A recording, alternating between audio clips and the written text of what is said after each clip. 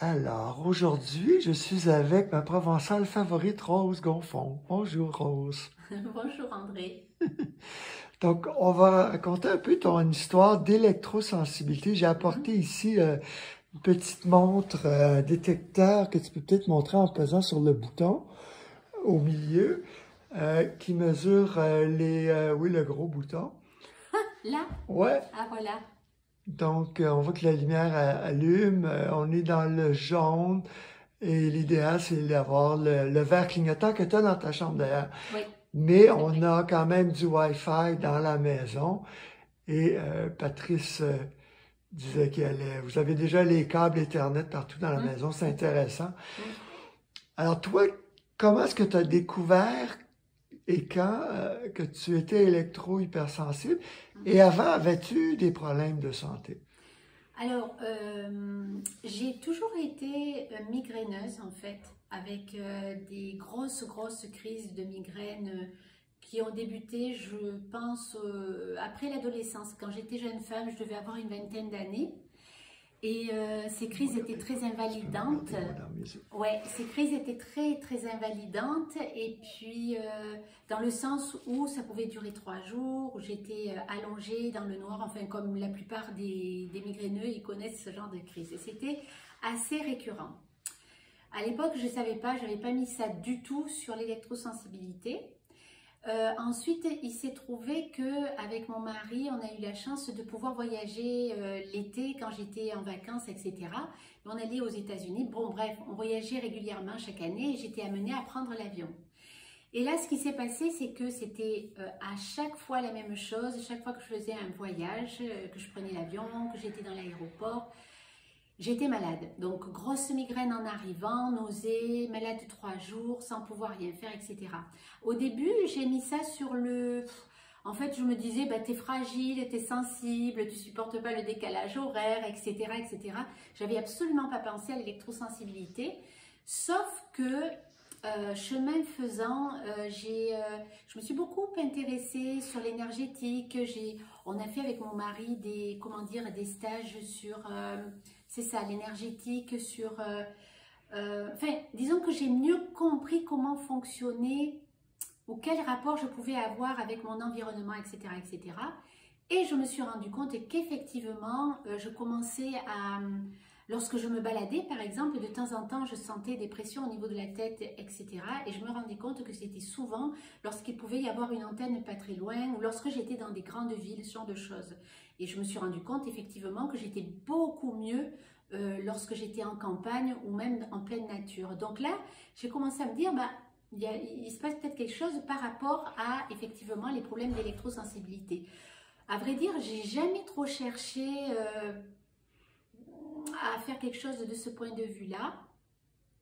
C'est certain, quand on a des migraines, les C'est médecins vont ça, pas dire que c'est exactement, l'électricité, mais on sait que c'est relié à la météo, à la pression exactement, atmosphérique et plein de exactement, choses. Ça peut être digestif, du exactement, stress, de la fatigue. tout à fait. Mais Sauf que, là, tu commences à avoir oui, des maux de tête plus exactement, fréquents. oui, c'était plus fréquent, c'était plus Puis, douloureux, plus sans que ça invalidant. soit plus douloureux que des migraines. Ben, en tout cas, plus invalidant. Non, c'est toujours très douloureux, mais quand je dis invalidant, c'est que vraiment là, quand j'ai une migraine, c'est les nausées, les vomissements, 3 jours dans le noir, minimum. OK, t'étais Et jusque-là. puis, rien faire du tout pendant 3 jours, pas manger, pas boire, Et ça a rien. empiré à un moment donné? Comment? Ça a empiré à un moment Oui, donné? c'était vraiment de plus en plus récurrent.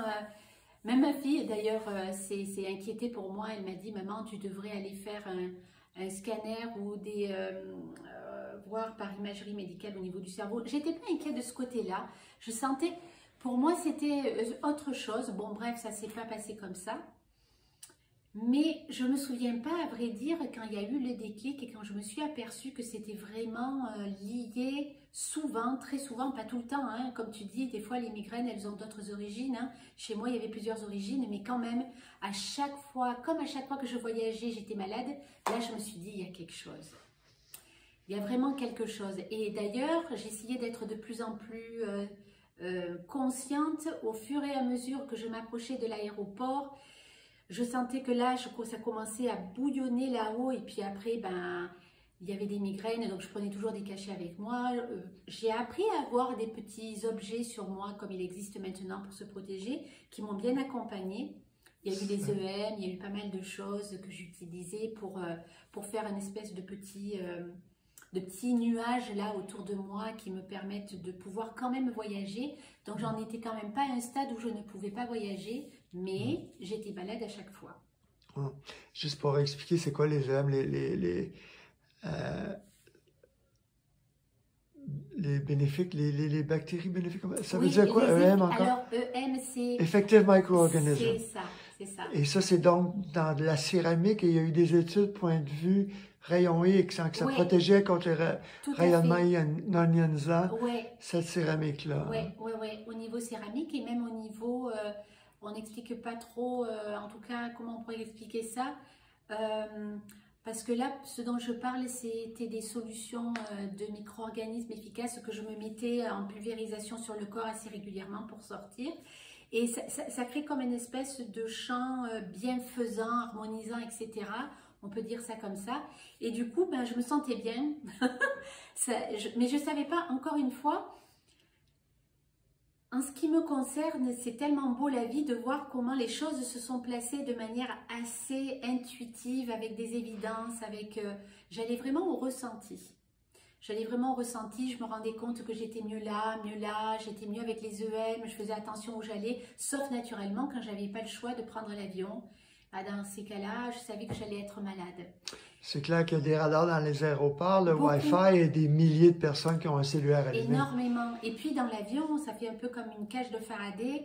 On est vraiment soumis les ondes rebondissent, des ondes sans arrêt, au niveau de la carlingue, et tout est à l'intérieur. La réflexion. Et pour peu que j'avais l'écran, en général, on a l'écran derrière nous, juste derrière notre tête. De télé. Donc c'est pour les électrosensibles. Ça, c'est des basses fréquences, oui. Donc il y a pas mal d'électricité dans les avions, c'est clair. Beaucoup d'électricité. Et là, est-ce qu'on parle quoi, il y a une dizaine d'années environ que je perdais ta qualité de vie à cause de... Oui, tu as fait le lien.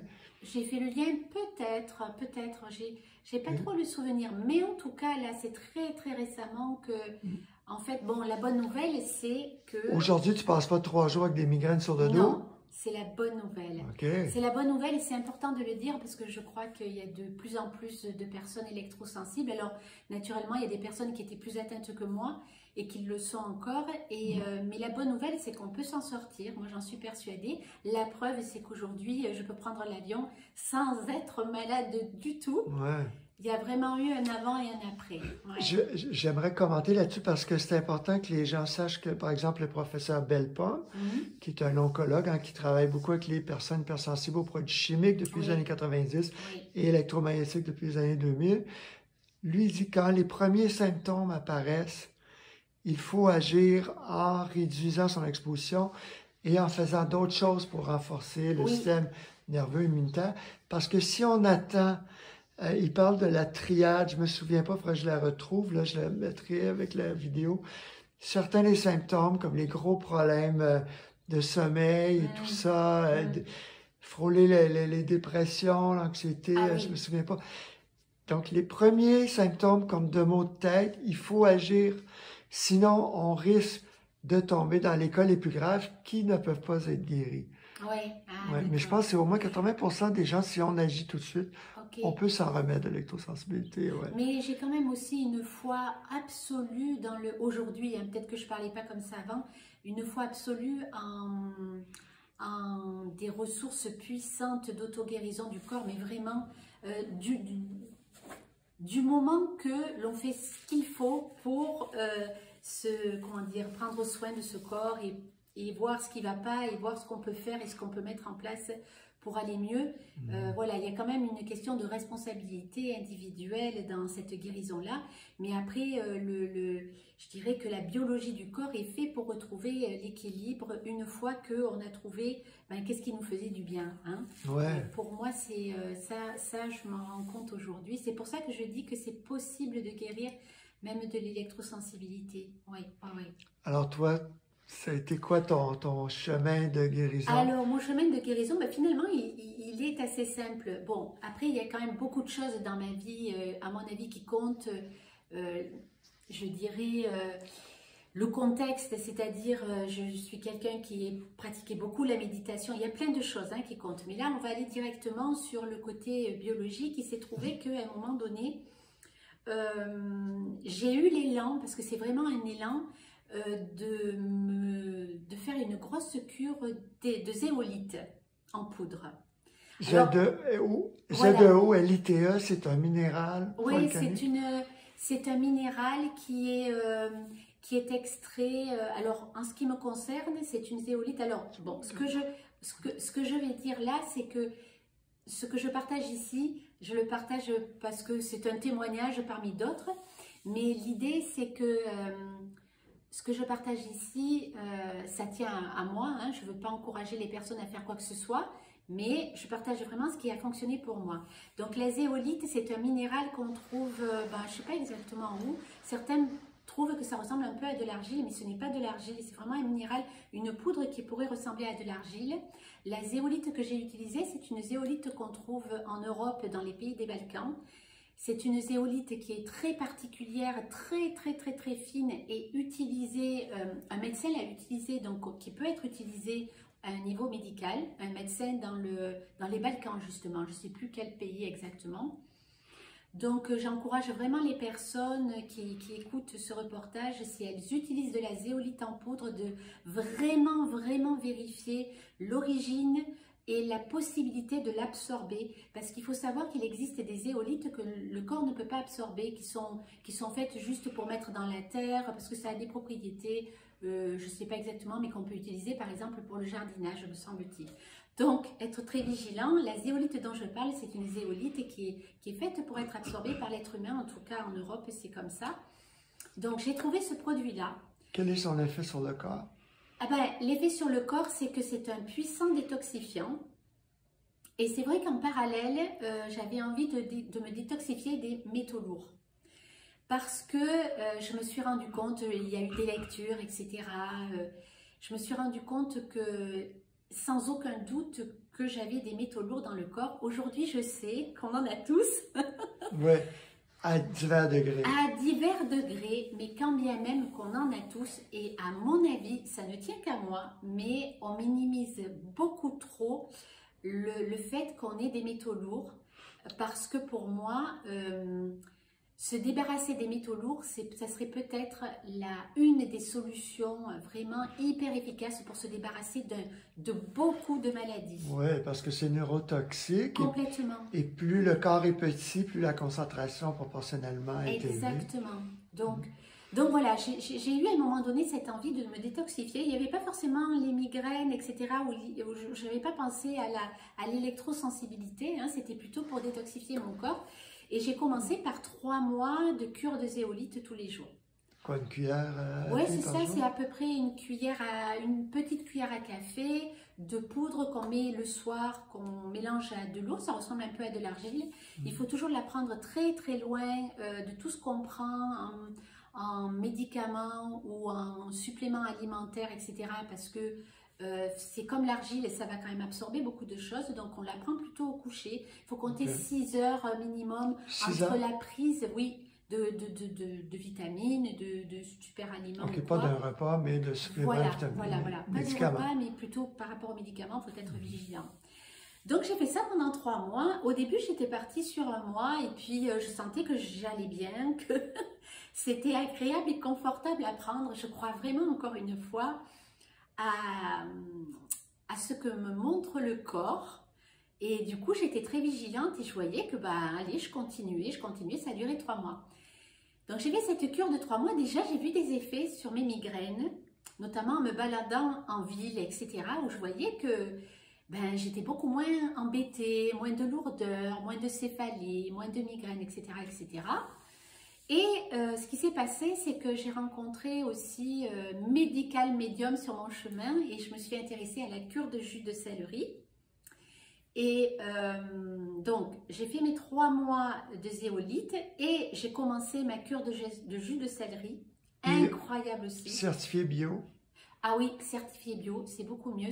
Alors là, pour le coup, le jus de céleri, j'encourage les personnes qui veulent s'intéresser à ça d'aller voir. Il y a un bouquin qui a été écrit par Medical Medium, Anthony William, qu'on surnomme Medical Medium, et qui a écrit tout un bouquin là-dessus, mais de manière très simple. C'est très intéressant, la cure de jus de céleri le matin à jeun, mais pur jus de céleri. Et bah pareil, là ici il y avait l'élan, là le corps était très joyeux à faire cette cure de jus de céleri. Et puis après j'ai couplé ça avec la cure de...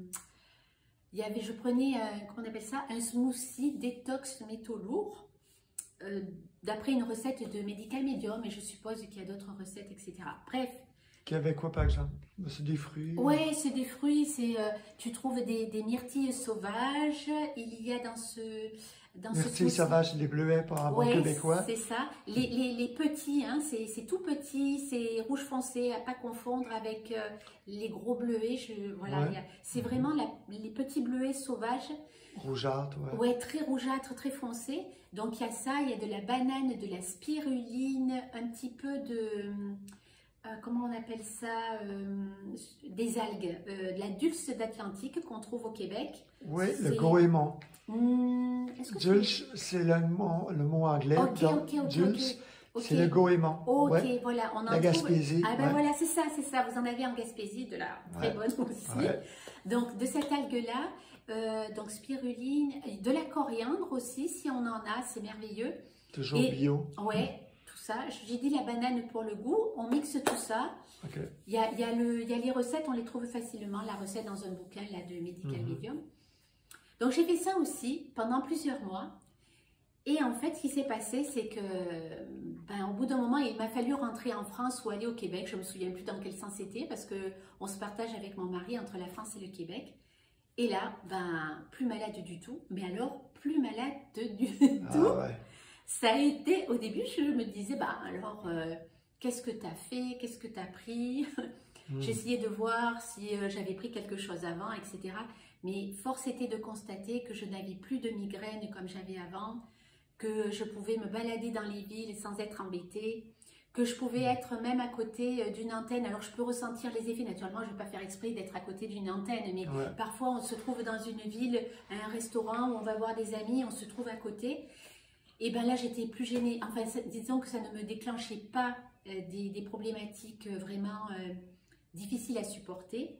Même si je sentais qu'il y a... Parce on reste sensible, ce qu'il y a de chouette, c'est que le corps nous indique que, là, il faut s'éloigner, ou si on ne peut pas s'éloigner, on se protège, mais on n'en souffre pas comme on en souffrait avant.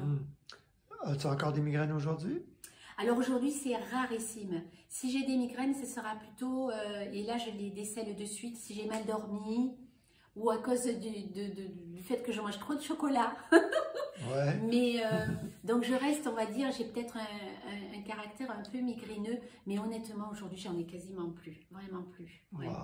Non, c'est vraiment un soulagement.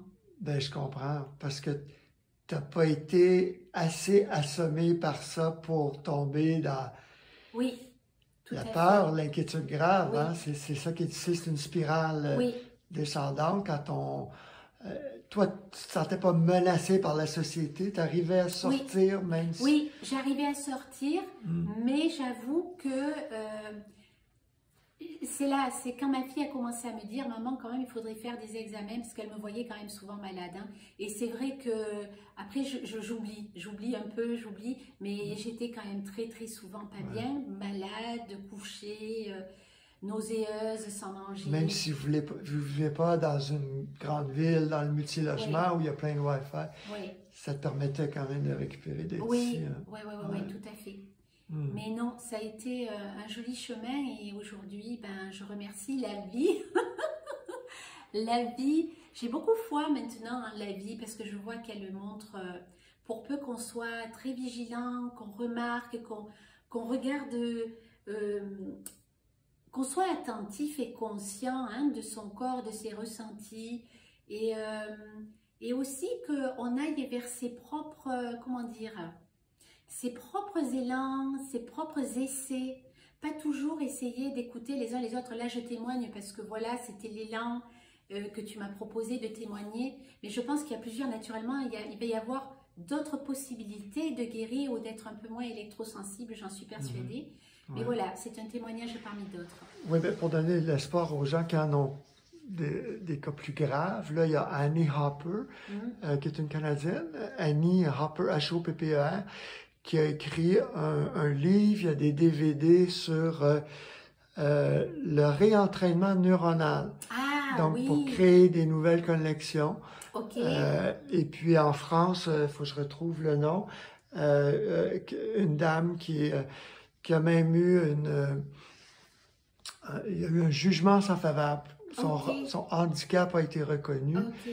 Elle donne des formations également. Son nom m'échappe, mais je vais le mettre au bas de la vidéo. Donc, même pour les gens qui sont des cas très graves Oui, d'électrosensibilité, on peut justement, en réentraînant le cerveau par des exercices, mais j'imagine aussi, c'est ça, la question d'espoir, d'optimisme, de rire, oui, ça doit t'aider tout ça oui aussi, aussi. Mais tu sûrement. parles d'entraînement, tu connais le neurofeedback, ça peut être aussi Ouais. une manière, c'est vrai Ben oui, qu'aujourd'hui, c'est une chose que tu as découverte. ouais, c'est une chose que j'ai découverte. Tu peux en glisser un mot parce que le neurofeedback, il y a le type classique qui est linéaire. Ouais, c'est ça. Là, je parle pas du neurofeedback linéaire, qui est un neurofeedback qu'on connaît aussi au Québec, qui est utilisé par des médecins dans un cadre médical, pour des cas très particuliers comment dire, d'entraînement au niveau cérébral. Là, je parle d'un neurofeedback qui peut être utilisé par tout un chacun. Et avec mon mari, on a décidé d'en acheter un tellement on a senti l'élan. Et effectivement, le neurofeedback est arrivé aussi à peu près dans cette période où je commençais à être mieux. OK. Donc je suppose que ça aussi, ça a dû aider parce que comme tu le dis à juste titre, le neurofeedback va travailler, en tout cas, ça aide le cerveau à s'auto-réguler et à créer de nouveaux schémas neuronaux. Donc forcément, puisque tu Nouvelle dis ça, je pense qu'il peut y reconnexion, avoir justement. Ouais. exactement. Ça crée comment dire, on est plus résilient, il y a d'autres schémas neuronaux qui sont créés, etc., etc. Oui, ça aussi, ça peut être un outil. Et il s'appelle comment cet appareil de neurofeedback? Alors, c'est Neuroptimal. Neurooptimal et Ouais. c'est du neurofeedback dynamique, hein? Exactement, c'est du neurofeedback dynamique, rien à voir avec ce qu'on fait à un niveau médical. C'est vraiment là, encore une fois, un neurofeedback qu'on peut pratiquer en famille. Pour le décrire, c'est des électrodes que tu colles avec une Oui, pâte sur alors la tête. ce sont des capteurs qu'on met. Alors donc le logiciel s'appelle Neuroptimal, c'est un logiciel à part entière avec un petit ordinateur. C'est pas un appareil médical, c'est pas nécessaire d'avoir de certification de Santé Canada. Du tout. Mais il est reconnu par la FDA comme étant un outil de mieux-être, de bien-être. Ah oui, par la Food and Drug Administration américaine. Oui, exactement. OK. C'est reconnu par la FDA. Donc oui, c'est un appareil. Alors il y a un ordinateur, donc là c'est le logiciel qui est couplé à un petit boîtier et le boîtier avec des capteurs. Alors on va mettre 2 capteurs au niveau de la tête et puis il y a 2 capteurs sur une oreille et un capteur de l'autre. Il y a 5 capteurs en tout. Et l'idée de ce travail-là, moi j'aime beaucoup ce travail-là. Parce que, bon, on ne devait pas en parler, mais ça se fait comme ça, c'est parfait. Oui, on ne l'avait pas prévu, mais dans le fond, il faut en parler. Ça parle mais oui, moi j'adore cet objet-là. Et dans le fond, ce logiciel-là, il est fait d'abord pour capter, les capteurs sont là pour qu'on puisse capter l'électroencéphalogramme de la personne dans l'instant T. Ça va que dans ce sens, c'est-à-dire que les capteurs ne vont pas renvoyer quelque chose. C'est juste pour capter l'électroencéphalogramme qui va être analysé par le logiciel. Et le logiciel comment dire, va révéler à chaque fois que il va se passer un déséquilibre. Oui, on pourrait dire une sortie de route dans le schéma, ou alors il y en a qui parlent de schémas trop figés, fixés. Parce que le cerveau, lui, en fait, comme tout organe et d'ailleurs dans le corps, comment dire, il va toujours choisir le moindre effort et le plus d'optimisation possible pour son fonctionnement. Ça, c'est une règle biologique. Et le cerveau encore plus. Et donc là, ce que le logiciel permet de faire, c'est de renvoyer une information au cerveau. Il fait que ça, en lui disant, ah ben là, il y a un schéma qui est un schéma neuronal où, on va dire, c'est ça, au niveau du schéma là, de l'électroencéphalogramme, il y a un schéma qui est pas très fonctionnel ou pas fonctionnel de manière optimale, etc. etc. On peut trouver Et là, le cerveau dit, oh, c'est comme un miroir. Ben, c'est avec une musique qui est interrompue quand il y a ces problèmes. En fait, ça envoie cette information par une coupure de musique qu'on entend. En fait, le cerveau, il va percevoir Parce que lui, il va percevoir la discontinuité, c'est ce qui va l'alerter. C'est comme un disque qui saute. Exactement. Un Et dans vinyle. cette discontinuité, il revient un peu au présent et ça le ramène en le ramenant au présent, c'est comme s'il se rendait compte de l'information qui lui montre où ça va pas dans le cerveau. Mais en fait, ce qu'il y a de fou, c'est qu'on ne sait jamais où ça va, comment le cerveau va se réajuster. C'est lui-même avec lui-même, c'est vraiment de l'autorégulation. Cet appareil-là est juste fait pour servir de révélateur et de miroir au cerveau. Et c'est extraordinaire, tout le monde peut le faire. Il y a des gens qui le font, par exemple, pour un entraînement particulier. Ça peut être des sportifs pour trouver un peu plus de concentration et puis pour se remettre plus facilement après des matchs, un peu plus de sport, etc.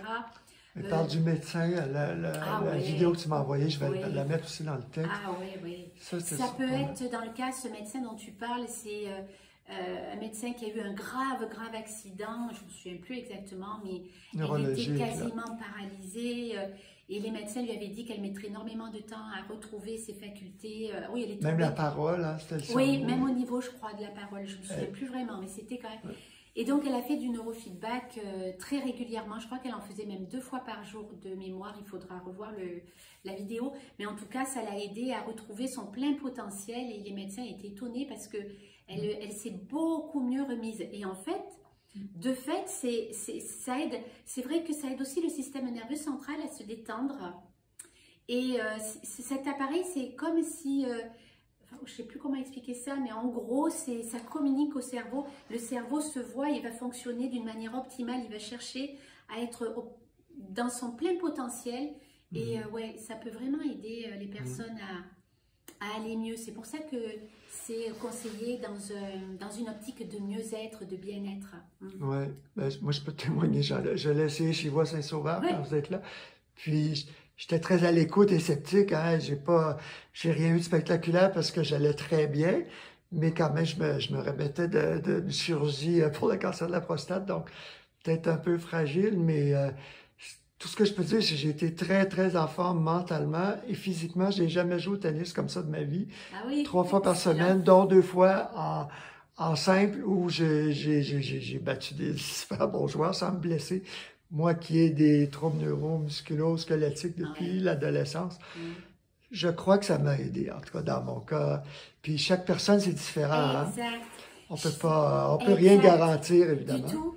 Mais on ne peut rien garantir dans le sens où on ne sait pas où l'autorégulation va avoir lieu, mais il y a à chaque fois une autorégulation. Et des bénéfices qui s'additionnent aussi. Oui, exactement. Et c'est très subtil, parfois, comme tu dis, ben tiens, je me suis sentie quand même dans mon plein potentiel pour jouer au tennis cet été-là.